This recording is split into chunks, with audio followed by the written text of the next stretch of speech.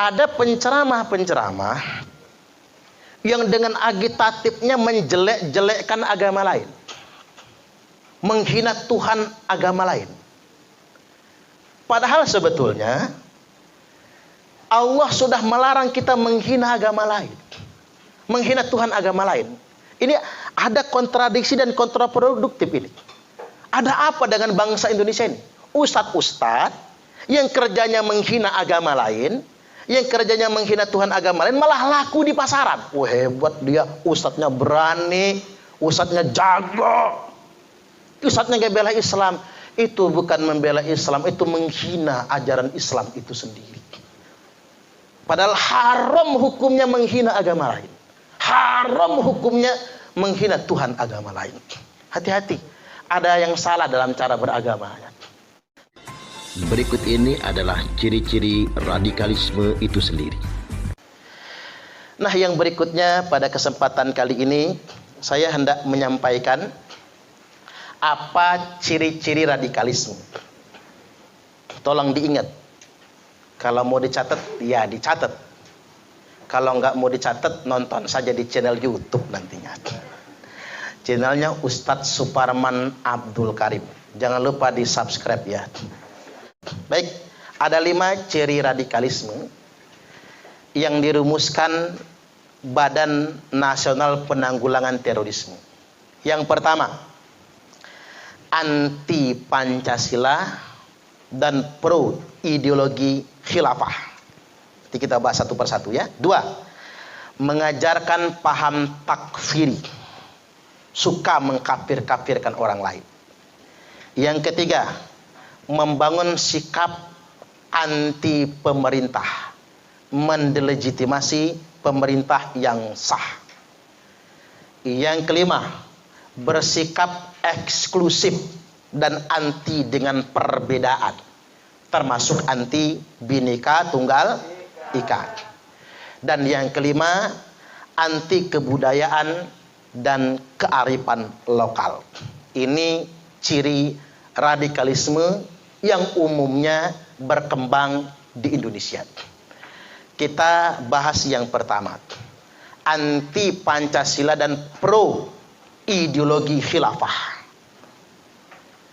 Tadi sudah saya bahas ya, nilai Pancasila di awal. Nah, mereka sering mengkampanyekan Pancasila itu togut. Nah, bahasa mereka begitu. Ada yang vulgar, ada yang tidak vulgar. Dan pro ideologi khilafah. Saya ingin kasih informasi buat adik-adik sekalian cara berdiskusi dengan mereka. Ya, kalau Anda nanti direkrut orang NII. NII itu banyak loh di Lampung. Karena dia kan underground, sembunyi-sembunyi. NII ketemu HTI, ketemu Khilafatul Muslimin, termasuk kelompok yang lain. Saya kasih tahu, NII, HTI, Khilafatul Muslimin tidak termasuk daftar kelompok teroris, tidak termasuk. Tapi ingat, mereka bisa lebih berbahaya dari teroris. Hati-hati. Ini sudah ciri radikalisme. Walaupun belum terorisme. Pro ideologi khilafah. Nah, gimana cara ngejawabnya? 1. Khilafah itu tidak diperintahkan. Itu aja udah patah mereka. Jadi kalau ngobrol sama aktivis HTI di Malahayati, di Unil atau di UIN misalnya, gampang banget ngebantahnya. Tidak ada satupun dalilnya yang memerintahkan menegakkan khilafah. Anda bahkan boleh nantang. Kalau ada satu saja dalil dalam Quran maupun hadis yang memerintahkan kita mendirikan khilafah, saya mau ikut Hizbut Tahrir. Udah kekunci mereka. Jadi isu menegakkan khilafah ini sudah betul-betul manipulasi atas nama agama. Kok bisa ya orang seantero Indonesia ini termanipulasi sedemikian rupa, mau ikut-ikutan teriak tidak khilafah, khilafah. Nah, kemudian mereka komplain sama saya begini, Ustadz, khilafah itu kan bagian dari ajaran Islam. Kalau Ustadz menolak khilafah, maka sama saja Ustadz menolak Islam, anti-Islam. Saya kasih tahu cara jawabnya. Khilafah itu bagian dari sejarah Islam. dan menegakkan khilafah sekarang tidak diperintahkan. Justru menegakkan khilafah sekarang adalah maksiat yang besar. Harus tegas ngejawabnya. Saya ambil kiasnya begini. Dalam hadis Nabi, periode kepemimpinan Islam itu nomor 1 nubuah. Sekarang begini. Nubuah itu bagian dari ajaran Islam. Kepemimpinan Nabi. Bagian dari sejarah Islam. Tapi ingat, menegakkan sistem nubuah sekarang haram hukumnya. Mengapa haram? Karena kalau kita menegakkan sistem nubuah sekarang, berarti kita harus mengangkat Nabi. Kita harus sepakat dulu nabinya siapa. Nabinya Pak Christian sajalah. Christian alaihi salam misalnya, Pak. Jadi kalau Pak Christian kita akan jadi nabi, maka beliau akan menjadi pemimpin nubuah. Kan haram. Nabi palsu soalnya, Nabi Christian. Kalau saya masih agak mending Pak Nabi Suparman. Agak mirip nama Nabi Sulaiman ya. Kita hati-hati. Mengapa jadi haram? Karena akan muncul Nabi palsu. Nah, habis nubuah kan khilafah. Khilafah bagian dari sejarah. Tapi menegakkan khilafah, itu haram jadinya. Karena apa? Akan muncul khalifah palsu nanti. Sudah ada di Bandar Lampung. Abdul Qadir Hasan Baraja gitu. Khalifah palsu. Nabi SAW telah bersabda, al-khilafatu fi ummati 30 sanah. Khilafah di tengah-tengah umatku, kata Nabi, hanya 30 tahun. Makanya saya tawarkan di hadapan orang HTI ini, di hadapan orang HTI loh saya nawarkan. Kalau Anda ingin menegakkan sistem khilafah, hapus dulu hadis ini, berani enggak? Karena Nabi mengatakan, khilafah di tengah-tengah umatku hanya 30 tahun. Enggak lebih, enggak kurang. Tsumma mulkun, habis itu diganti dengan kerajaan. Abu Bakar 2 tahun, Umar 10 tahun, 12. Utsman 12 tahun, 24 jumlahnya. Ali 6 tahun, pas 30 tahun. Jadi nggak boleh lebih dari 30 tahun itu. Kalau lebih meleset hadis nabinya. Makanya orang yang hendak menegakkan sistem khilafah hari ini, dia mengingkari hadis Nabi. Dan akan jadi maksiat besar. Mengapa saya katakan gerakan menegakkan khilafah itu maksiat besar?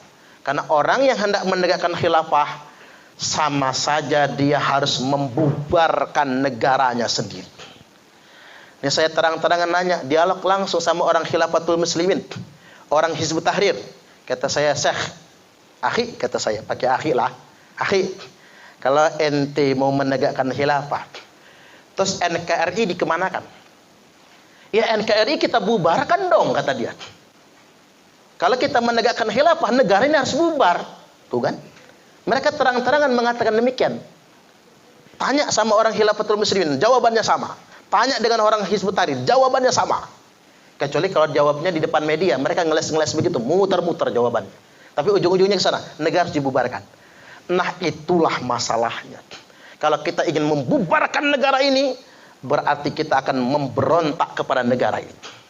Nabi SAW telah bersabda, man kharaja minat ta'ah wa faraqal jamaah, barang siapa yang keluar dari ketaatan kepada pemerintah yang sah, wa faraqal jamaah, dan dia ingin memisahkan diri dari negara, dari al-jamaah. Al-jamaah itu negara.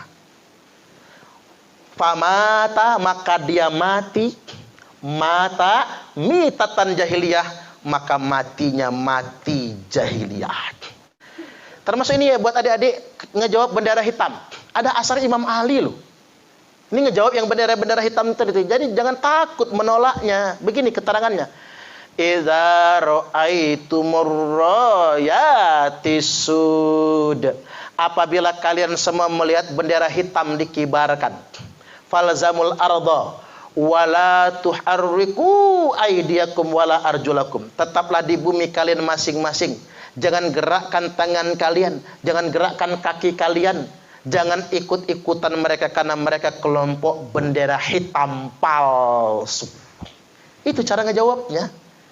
Sebelum Imam Mahdi memimpin pasukan, semua yang pakai bendera hitam palsu. Qulubuhum kazuburil hadid. Ingat, Kelompok bendera hitam itu hati mereka keras bagaikan baja. Makanya yang pakai bendera hitam kereng bukan main. Itu kereng itu bahasa apa lah ya? Cari dalam kamus nanti ya. Kereng bukan main, keras sekali hatinya. Coba HTI, JI, JAD, JAT, MIT, MIB, ISIS ya, Al-Qaeda. Semua yang pakai bendera hitam itu keras semua. Karena sesuai dengan keterangan atarnya. Sedemikian rupa. Baik. Yang berikutnya, yang kedua sekarang. Mengajarkan paham takfiri. Gimana dia menggiring kajian agama yang ujung-ujungnya, endingnya mengkafirkan orang lain. Mula-mula dia membid'ahkan dulu. Makanya jangan ikut yang tabdi'. Dikit-dikit bid'ah, dikit-dikit bid'ah. Jangan ikut-ikutan yang kayak gitu. Itu tanda-tanda ya. Jangankan kepada yang beda agama. Dengan yang seagama sekalipun dia akan mengkafirkan, membid'ahkan. Dan begini, ada penceramah-penceramah yang dengan agitatifnya menjelek-jelekkan agama lain. Menghina Tuhan agama lain. Padahal sebetulnya Allah sudah melarang kita menghina agama lain. Menghina Tuhan agama lain. Ini ada kontradiksi dan kontraproduktif ini. Ada apa dengan bangsa Indonesia ini? Ustadz-ustadz yang kerjanya menghina agama lain, yang kerjanya menghina Tuhan agama lain, malah laku di pasaran. Wah, hebat dia, ustadznya berani, ustadznya jago, ustadznya gak bela Islam. Itu bukan membela Islam, itu menghina ajaran Islam itu sendiri. Padahal haram hukumnya menghina agama lain. Haram hukumnya menghina Tuhan agama lain. Hati-hati. Ada yang salah dalam cara beragama. Terus begini nih. Kita itu tidak, sama sekali tidak pernah diajarkan dalam Al-Quran maupun hadis, melarang agama lain mendirikan rumah ibadah. Tapi mengapa di Indonesia ini muncul kelompok-kelompok yang anti agama lain mendirikan rumah ibadah? Padahal kita di Indonesia ini enak bener loh bikin masjid.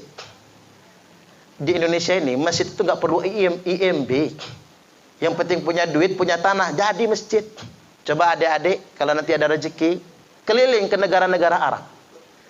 Capeknya nyari masjid. Jangankan di negara Arab, di Arab Saudi saja masjid itu jauh-jauh. Karena ngapa di Arab? Yang boleh mendirikan masjid hanya pemerintah. Atau negara tetangga, Malaysia. Saya pernah keliling Kuala Lumpur itu, nyari masjid susahnya bukan main. 5 kilo baru ketemu masjid. Malaysia itu negara Islam loh. Atau ke Brunei Darussalam, yang 99,9%, mungkin 100% Muslim. Kerajaannya kerajaan Muslim. Syariat yang ditetapkan syariat Islam, hukum bernegaranya. Di Brunei, jarak masjid paling dekat 2 kilo. Jadi TKI di sana kalau mau Jumatan capek, jalan kaki, gak punya mobil. Tapi orang Brunei baik-baik. Indonesia naik. Nanti begitu keluar Jumatan, tunggu di sini. Mereka baik-baik. 2 kilo lo jalan. Di Indonesia 1 RT 3 masjid. Waduh. Anda jalan ke UIN itu, ya, jalan Urip Sumaharjo itu Endra Suratmin. Kan jelas sekali. Masjid Al-Huda sama Mardotilah itu. 15 meter. Iya kan? Kalau adzan saingan kan? Kalau khutbah saingan. Apalah Indonesia ini? Di Arab nggak boleh loh kayak gitu. Apalagi di Jawa masjidnya deketan. Masjid ini masjid. Seberang jalan masjid. Saya tanya, kok masjidnya dekat amat? Iya Ustadz, dekat masing-masing Jumatan. Ini masjid NU, PKB. Yang depan itu masjid NU P3. Sama NU-nya cuman beda partainya. Besok-besok kita bikin masjid NU Golkar gitu. NU PDI Perjuangan. Indonesia ini negara bebas. Jadi coba anak-anak muda harus ngejawab ini semua. Jangan mau generasi kita diracuni oleh provokator yang mengatasnamakan agama. Baik, yang ketiga sekarang. Mereka membangun sikap anti pemerintah. Ingat ya, bukan tidak pro pemerintah, anti pemerintah. Beda loh. Saya ambil contoh begini. Anda yang tidak minum kopi bukan berarti anti kopi. Betul nggak kira-kira? tidak minum kopi karena memang tidak hobi kopi. Atau mungkin kena asam lambung. Jadi nggak minum kopi. Nah kalau anti kopi, ketika ngelihat orang minum kopi, dia marah. Kafir kamu ya minum kopi. Itu namanya anti kopi namanya. Ya sama tadi, anti pemerintah itu bukan berarti tidak pro pemerintah, bukan. Ya Indonesia negara demokrasi, oposisi itu penting loh, biar balan kan, untuk keseimbangan sebetulnya. Kalau bahasa orang Korea apa? Yin yang. Kata Lee Min Ho, yin yang gitu. Jadi ada keseimbangan. Jadi boleh kita beroposisi dengan pemerintah boleh, tapi yang dimaksud di sini adalah anti, membangun isu, mengajak umat untuk membenci pemerintah, anti pemerintah yang sah, bahkan melawan pemerintah yang sah. Ada strategi yang mereka lakukan. Yang pertama apa? Framing negatif. Di framing. Apa framing yang mereka tanamkan? Pemerintah anti-Islam. Nah, anak muda harus jawab, anti-Islam yang mana? Buktinya masjid bagus semua. Masjid terbanyak sedunia internasional di Indonesia. Terbanyak sedunia internasional Indonesia. Umat Islam baik-baik saja. Pesantren, ada ribuan pesantren baik-baik saja. Ada banyak kiai baik-baik saja. Jawab dong. Oh, pemerintah anti-Islam, buktinya anti-toa. Siapa bilang anti-toa? Coba Anda ke Arab. Di Arab, azan hanya untuk azan, loudspeaker di luar itu. Coba Anda keliling Indonesia, pengajian pakai toa, wiridan aja pakai toa Indonesia ini. Tadarusan pakai toa. Kalau di Arab nggak boleh, toa hanya untuk azan. Ceramah aja nggak boleh di loudspeaker, nggak boleh. Ditangkap, jangan macam-macam. Bukan cuma Arab ya, termasuk negara-negara Muslim tetangga kita, Malaysia, Brunei Darussalam dan lain sebagainya. Ulama dikriminalisasi. Jawab ulama yang mana? Yang mana? Tunjukin orangnya. Yang ditangkap polisi itu karena memang nyata dia berbuat kriminal. Ingat, tidak ada warga negara kelas 1. Betul nggak kira-kira? Di Indonesia ini nggak ada yang kebal hukum. Jenderal Ferdi Sambo, bintang 2 loh, masuk penjara nggak ada yang kebal hukum. Teddy Minahasa, bintang 2 nggak ada yang kebal hukum.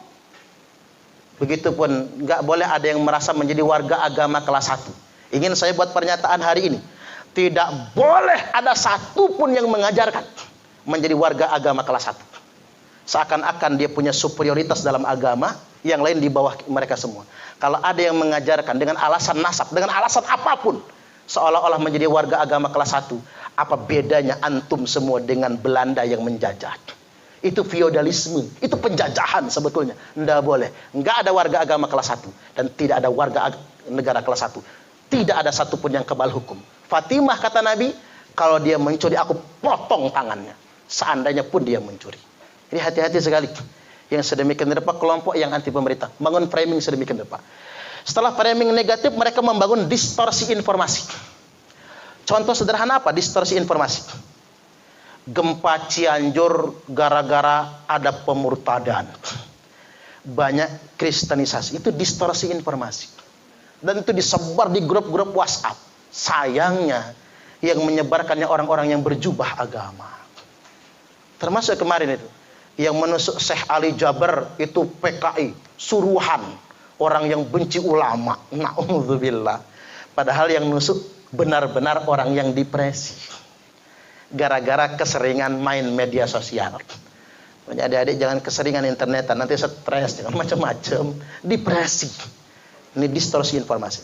Kemudian yang berikutnya, mereka menyebar hoax, berita bohong dan fitnah. Salah satu yang terdekat contoh fitnah apa? Nuduh ijazah presiden palsu. Itu jelas-jelas fitnah, tapi dipercaya secara berjamaah. Profesor percaya, ada dokter yang percaya, ada dokter yang percaya. Itu namanya stres berjamaah. Menyebar hoax fitnah. Kemudian bullying.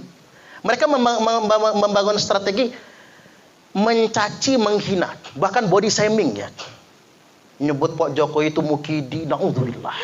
Body shaming, mereka menghina fisik sebagainya. menghina penampilan, bullying. Nah, ini sudah ada di dalam Al-Qur'an. Dalam surah Al-Qalam ayat 10 ke 11. A'udzubillahi minasyaitonir rajim. Wala tuti' kulla hallafim mahin. Wala tuti'. Jangan sekali-kali jadi followers. Wah, ini kita terjemahin pakai bahasa milenial aja lah ya. Wala tuti' pakai ain, jangan pakai ta, jangan pakai ka. Nanti tuti. Kalau tuti mah habis kentut mati. Maaf kalau ada tuti ya. Sosek habis nyusuk mati. Plesetannya. Wala tuti'. Jangan sekali-kali jadi followers. Unfollow saja. Kulla hallafim mahin. Hallaf itu apa? Orang yang gampang bersumpah mengatasnamakan agama. Orang yang gampang sumpah demi Allah. Kalau kata Imam Asy-Syafi'i rahimahullah, orang yang gampang sumpah demi Allah, tanda dia sedang berbohong. Makanya buat yang cewek-cewek, saya kasih tahu. Kalau cowok gampang nyebut demi Allah, bohong dia. Enggak kok ya, itu teman aja. Dia emang kayak gitu demi Allah. Ketahuan. Ini ilmu ya. Termasuk yang punya calon atau nanti punya suami, kalau dikit-dikit demi Allah, bohong. Karena kata demi Allah tidak boleh sembarang diucapkan. Ini enggak dikit-dikit demi Allah, dikit-dikit bela Islam. Mereka demo ke sana kemari bela Islam. Alasannya mengaku berbuat kebaikan. Ingat dalam surah Al-Baqarah ayat 12. Ala innahum humul mufsiduna walakin la yash'urun. Ketahuilah mereka sebenarnya bukan berbuat kebaikan. Mereka tidak benar-benar memperjuangkan Islam. Mereka sedang berbuat kerusakan, tetapi mereka semua tidak menyadarinya. Al-Baqarah ayat 12, disingkat 212. Jadi balik lagi ya. Wala tuti' kulla hallafim mahin.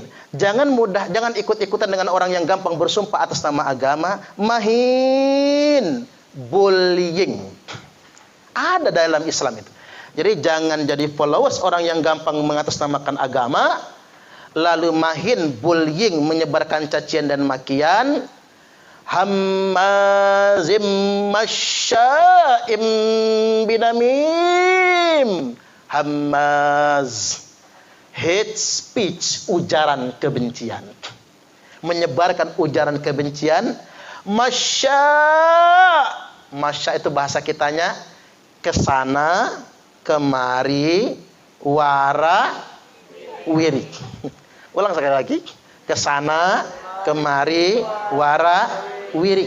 Bahasa kerennya viral. Mereka memviralkan ujaran kebencian, memviralkan hoax, memviralkan bullying, memviralkan sumpah-sumpah mubahalah dan lain sebagainya, memviralkan berita bohong dan lain sebagainya, sumpah-sumpah palsu, binamim yang endingnya adalah provokasi, adu domba. Al-Qalam 10:11. Bagi yang di UIN silahkan dikaji. Kalau Anda jurusan tafsir malahan bagus itu. Jadi kontekstualisasi surah Al-Qalam ayat 10 dan ke-11. Sedemikian rupa. Baik. Terakhir ya. 4 dan 5 bersikap eksklusif dan anti perbedaan. Tadi sudah kita kaji di takfiri, dan terakhir anti kebudayaan dan kearifan lokal. Mereka anti dengan tradisi Indonesia. Mereka ingin ke Arab-Araban misalnya. Kalau Hindu itu ingin ke India-Indiaan. Maka ada istilah Hindu India, Hindu Nusantara. Ada Islam Arab, Islam Nusantara. Islam Nusantara itu bukan agama baru. Islam ajarannya, tapi tetap menghormati budaya Nusantara. Itu maksudnya. Maksudnya begini, Anda tetap jadi Muslim gitu. Tapi tidak harus gamis kan? Kalau laki-laki nggak harus pakai gamis panjang. Boleh pakai batik gitu. Boleh pakai sarung. Boleh. Yang cewek-cewek ini Anda jadi muslimah. Tapi kan nggak harus cadaran kan? boleh pakai kerudung biasa, kan begitu. Itu maksudnya. Jadi Islam yang menghormati kebudayaan lokal. Jadi tidak anti kebudayaan lokal. Kalau di Arab kan punya budaya sendiri. Supir driver di Arab pakai gamis. Makanya orang Indonesia salah. Kiranya ustaz. Padahal supir. Supir pakai gamis di sana. Memang kebudayaan mereka soalnya. Baik, segini saja dulu. Kita buka sesi berikutnya.